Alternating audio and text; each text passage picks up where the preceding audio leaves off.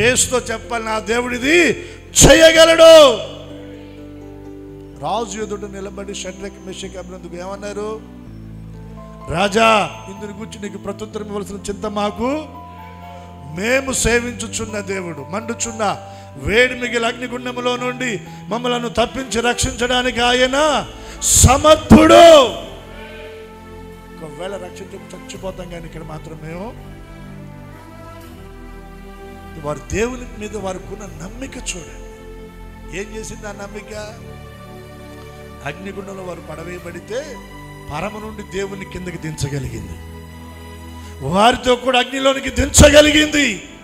వారి విశ్వాసం, వారి నమ్మిక.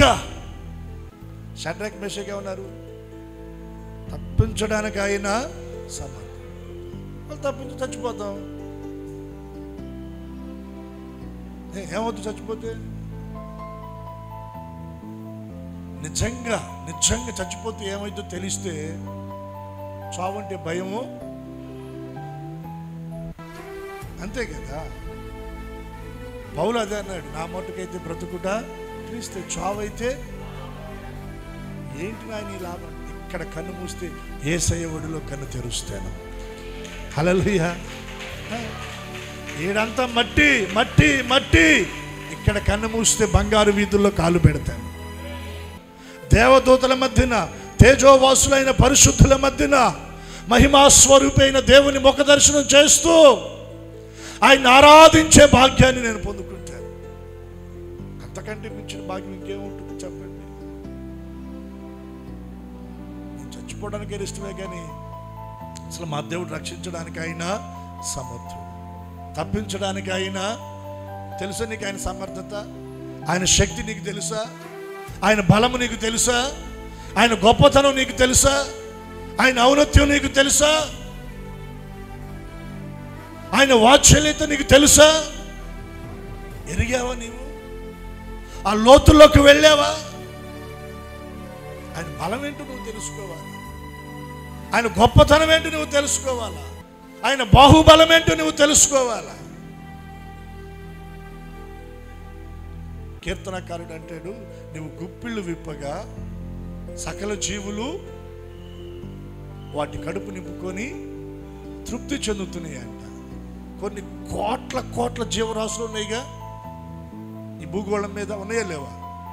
మనం గుప్పిళ్ళు ఇప్పితే ఎంతమంది ఆకలి తీరుద్ది? ఇప్పుడు మనం అట్లా తీసి ఏదైనా పెట్టామనుకోండి, సరిగ్గా ఒక్కళ్ళ కడుపు కూడా మనం నింపలేము. మరి ఆయన గుప్పిళ్ళు విప్పితే సకల జీవరాశులు, కోట్ల కొలదిగా ఉన్న జీవరాశులు అవన్నీ కూడా కడుపు నిండినవై తృప్తి చెందుతున్నాయంట. వాటన్నిటి ఆకలి తీర్చగలిగిన అంత పెద్ద చెయ్యి ఆయనది. హల్లెలూయా. ఆయన ఊరకెట్ట దులిపినా కూడా మన అవసరాలన్నీ దెబ్బై పడుద్ది మన మీద, ఊరకట్ట అట్ట అట్ట అన్నా కూడా. దేవునికి స్తోత్ర. అది నువ్వు ఎరిగితే నీలో విశ్వాసం వస్తుంది, నమ్మిక వస్తుంది. ఆయన ఎరగాలి, ఆయన ఏమై ఉన్నాడో మనం తెలుసుకోవాలి. నా దేవుడు శక్తి కలిగిన దేవుడు, సర్వశక్తి కలిగిన దేవుడు, బలవంతుడు, ఆయన ఆశ్చర్యకరుడు, అద్భుతాలు చేసే దేవుడు, లేని దాన్ని ఉన్నట్లుగా పిలిచేవాడు, అంధకారమును ఉదయముగా మార్చువాడు, అరణ్యంలో త్రోవ కలగ చేయవాడు, ఎడారిలో నీటి ఓటలను ఆయన పుట్టించగలిగిన వాడు. ఆయన నా పరిస్థితులను మార్చలేడా? నా శాపాన్ని తీసివేయలేడా? నా దరిద్రాన్ని తీసివేయలేడా? నా కన్నిటిని తుడిచివేయలేడా? తుడిచివేస్తాడు. నేను నమ్ముతున్నానని మనం చెప్పాలి. ఏం చెప్పాలి? మనం బేస్ వాయిస్తూ చెప్పాలి, నా దేవుడు నా జీవితంలో ఈ కార్యాన్ని చేస్తాడు. నా కుటుంబంలో నా దేవుడు, నేను నమ్మిన నా ప్రభు ఈ అద్భుతం చేస్తాడని చెప్పాలి. నువ్వు నమ్మితే ప్రభు అద్భుతం చేస్తాడు. వారు ఆ మాట పలికిన తర్వాతే ప్రభు వారిని ముట్టాడు.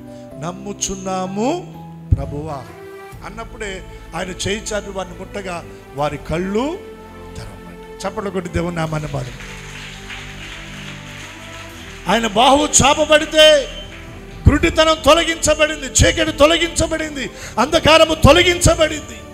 వారి కళ్ళు తెరవబడ్డాయి, వారు చూడగలుగుతున్నారు, వారి జీవితాలు వెలుగుతో నింపబడ్డాయి. వారి జీవితాలు వెలుగుతూ నింపిన యేసయ్య ఈ ఆరాధనలో నీ జీవితాన్ని కూడా వెలుగుతూ నింపుతాడు ఆయన. నీ జీవితంలో, నీ కుటుంబంలో, నీ చేతి పనులు ఎక్కడ చీకటి ఉందో యేసు నామములో ఆ చీకటి అంతా తొలగిపోవునుగాక, అంధకారం అంతా తొలగిపోవునుగాక. నీ మార్గం రాజమార్గంగా దేవుడు చేయునుగాక. నీ మార్గాల మీద ఆయన తన వెలుగును ప్రకాశింప చేయునుగాక.